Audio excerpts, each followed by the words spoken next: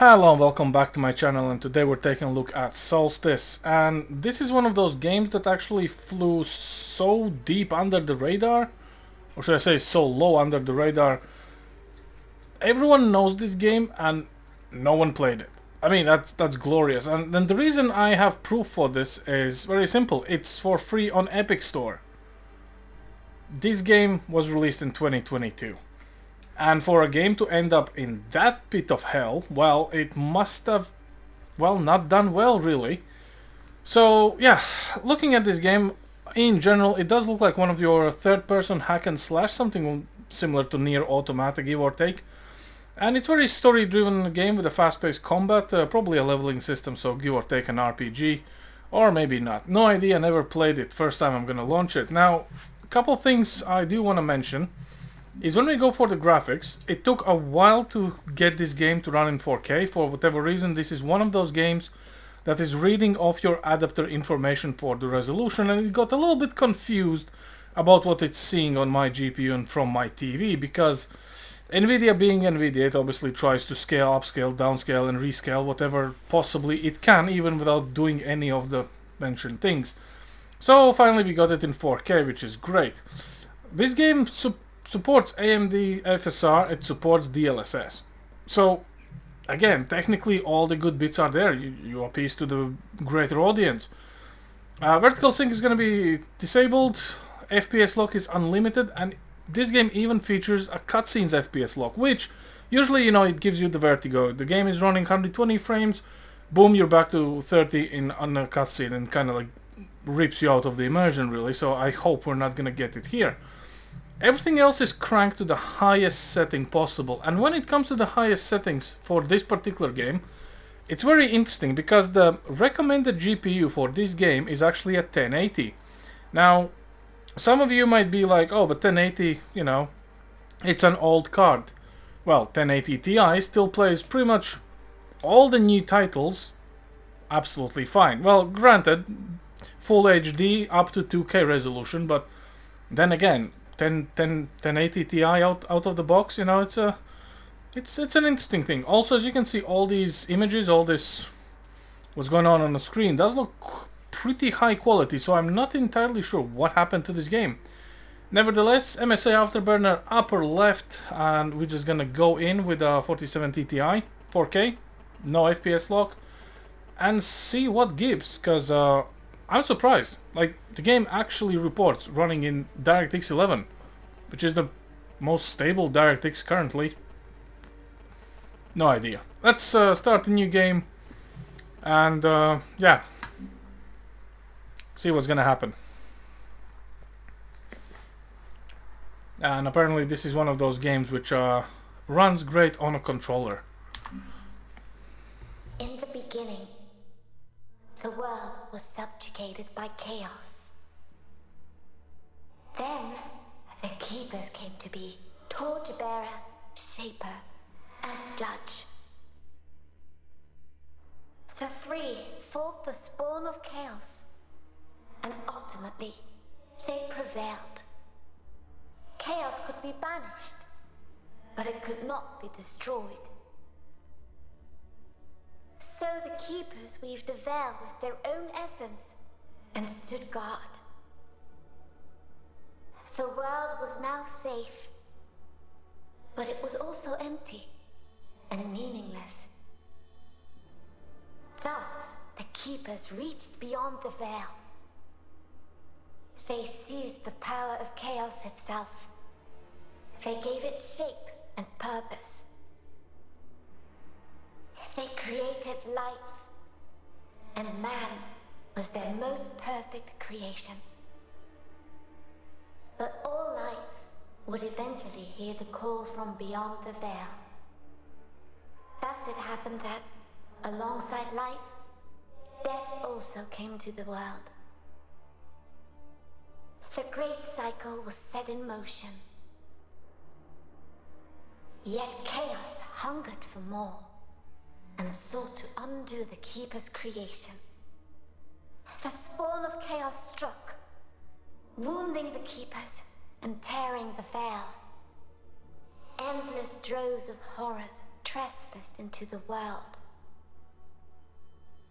And so came the Soulstice of Souls. Hurt and weak, the Keepers charged man with defending the world. They inspired man to fight fire with fire, ferocity with ferocity. Driven by the infinite wisdom of the Keepers, man turned the very power of chaos against it. Through sacrifice and resolve, a breed of sacred warriors was created. 3 were wounds in the essence of the Keepers. 3 the mighty battles fought and won by the champions of man. 3 the sacred cities that were built in those hallowed places. Eventually, the Soulstice of Souls was put to an end. The 3 cities still stand to this day for the glory of the Keepers, while the memory of the sacred warriors has been lost to time. But while the mortal body must perish, that which is immortal is bound to be reborn.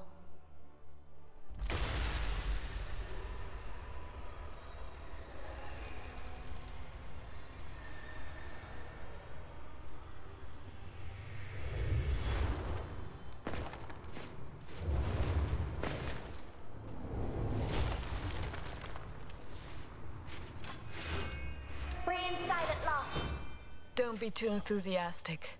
Someone here is more than eager to welcome us.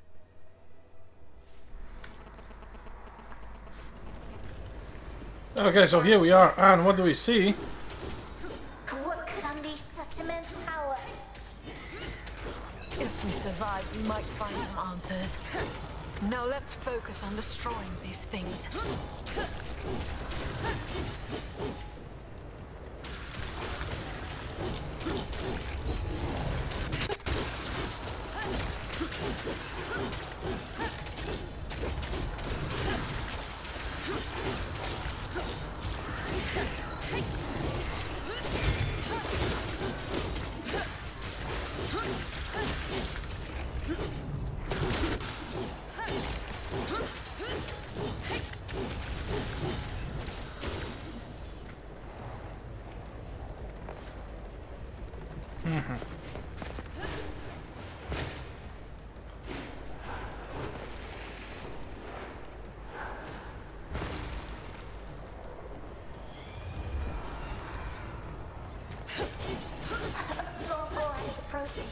I can feel it.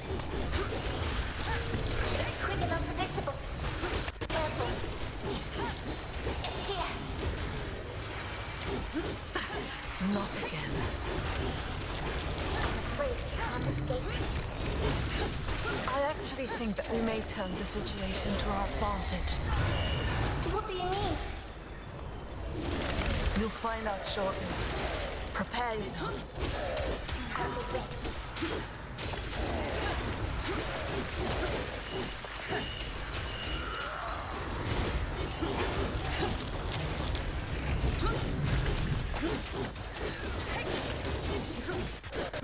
Right, this is an instinct first impression I'm having right here. It's not exactly a good one, in all honesty.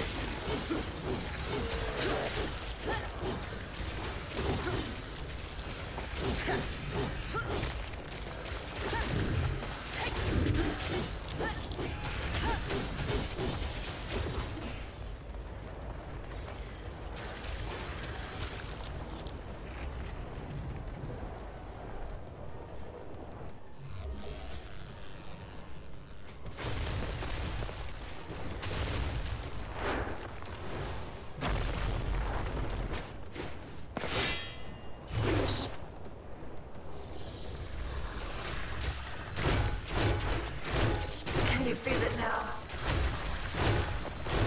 Oh, it's far weaker now. But it will be back soon. Then let's make the most of this time. these other wretches. When it returns, it shall have our undivided attention.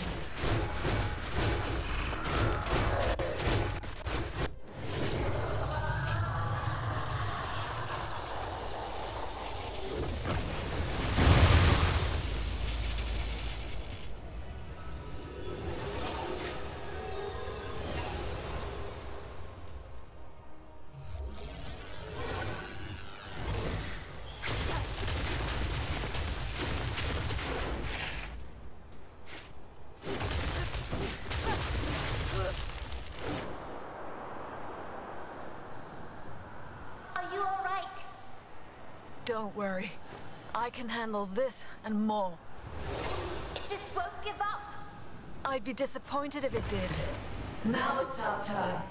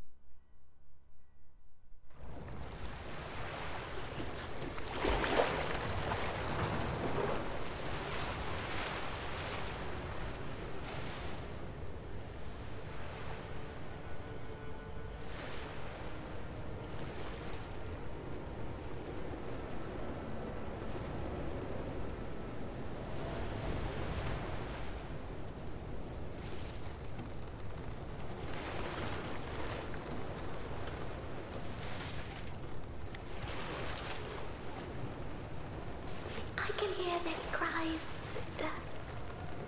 All the lost souls. The Order said a small tear. Not that the world's veil ripped apart.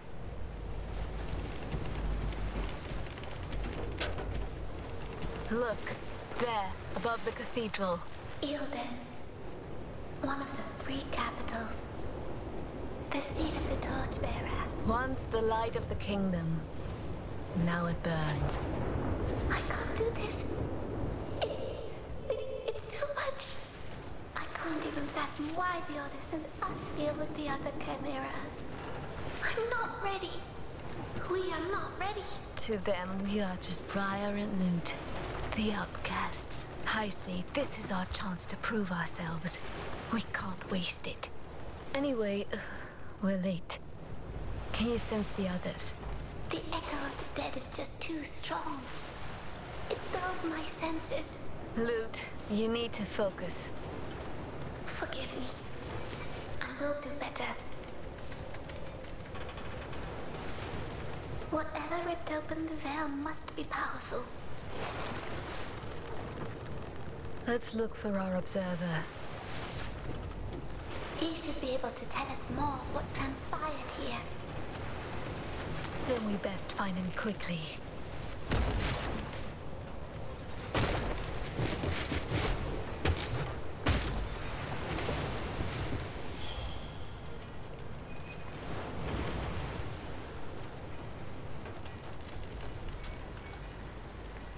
Okay. Any dialogue?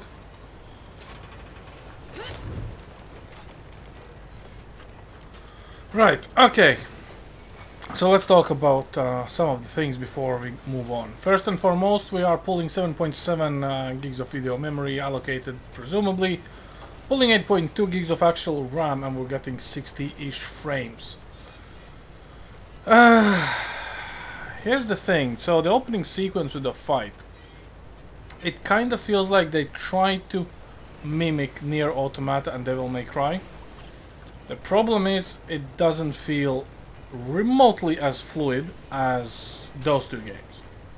Second of all, performance-wise, despite the fact that this game does look great, I mean, look at the background, all of this seems like, you know, very good, actually, you know, trying to find the better word for it. But the one thing that is missing, and I'm actually moving my mouse right now, which you cannot see. The mouse does not control the camera. We are stuck with arrow keys, or essentially, well, WASD, okay? And this is the most hated control scheme for a fast-paced third-person hack and slash, in my opinion. When it comes to the performance, for 4070 Ti to not being able to actually easily run this game in 4K above 60 frames, that is a little bit gut-wrenching, to be fair, because in all honesty, if 4070 Ti can't play this in 4K, that means that 1080 Ti will struggle on ultra settings in 2K. It's that simple, and you know, 4070 Ti outperforms 1080 Ti twice. So we have this out of the way.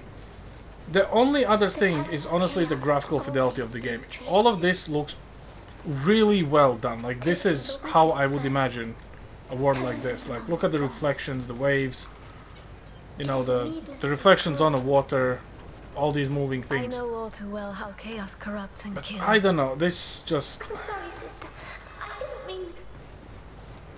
What happens if we jump in the more water? important tasks than morning We bills cannot. can't We have see. invisible wall. We were saved. Do not forget.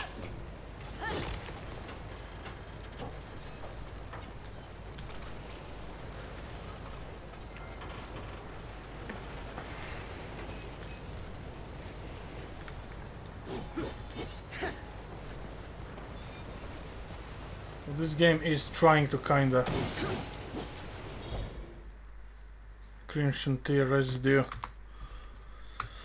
Yeah. Okay, now I see why this game never exactly took off. If they would add, despite the performance, you know, it's again 4K Ultra. It's, you know, it's a long shot. I mean, I'm pretty sure we should be absolutely fine with everything on high. Okay, so very high on shadows, specifically anti-aliasing and stuff like this. We should not have this. So you know what? Let's just turn some unnecessary stuff off. We're still not gonna use any upscalers. So I think anti-aliasing can go because it's pointless in 4K. Shadows on high, post-processing, to be fair, high as well. Textures can stay, visual effects can stay. So what do we gain? Well, we actually gained about 15 frames from a get-go. And the game no longer really looks that well. You will miss it when it's gone. And this is literally the pinnacle of this camera movement. It's so annoying. I cannot move it. These are arrow keys that kind of lets me pan left and right, up and down, but I cannot adjust. I cannot center on the character. So you're kind of stuck in this weird angle where you can't exactly see what's on the far left, but you can only see everything.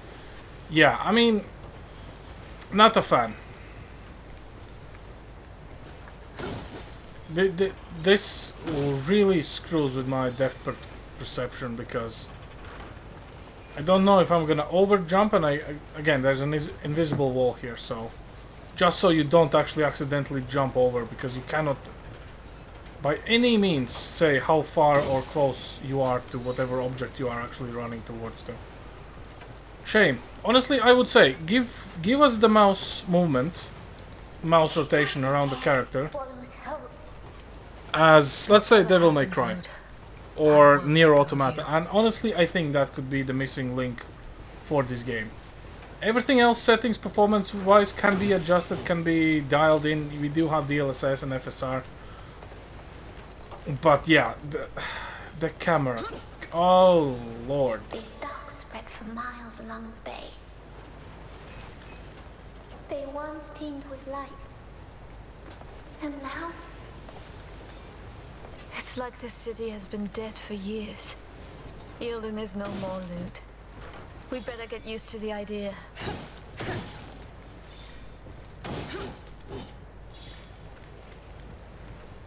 this is... I wouldn't say it's painful, it's disappointing. I honestly was not expecting this. Oh, here comes the first combat, I guess.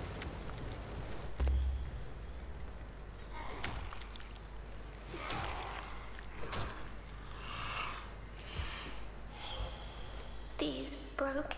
They were just people once before they became corrupted. Call this the judge's mercy, then.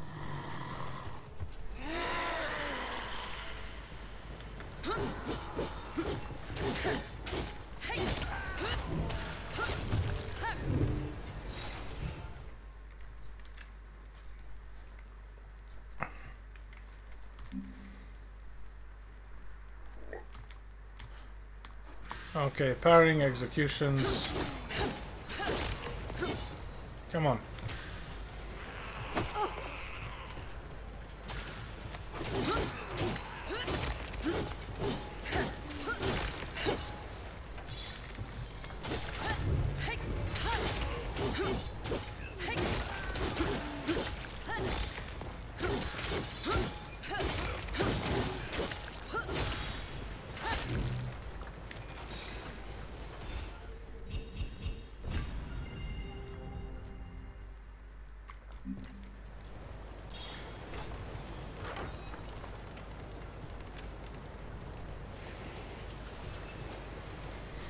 Right. Okay, you know what, guys? I honestly think you've seen enough. Well, maybe not. If not, perhaps there's someone who's... Well, probably already someone played this game fully through. But I would say this game definitely looks good on paper, so to say. But yeah, without the mouse control, literally give us 360 look around the character, and that's all we ask. A decent third-person hack and slash fighter with combos. Just do that. Don't lock us like this. That's not the way to go for 2022 game, honestly. Maybe it's a thing. Maybe it's an art thing. Maybe it's a certain game style thing. I do not know, because you know, I don't play these games as much as I maybe should, but yeah, this feels just wrong to position myself and even set up for locking onto enemies and stuff like this. So yeah, and as you can see, performance is slightly better with turning off anti-aliasing, turning shadows to high, and I think something else as high, and everything else on very high. So there you have it. I don't know. Feels weird. Probably a good game. Don't have opinion on it. Not gonna rate it. And on this note, I'm gonna leave you guys to it. Thanks for watching, and I hope you have a good one. I can't even zoom into my character. Over and out.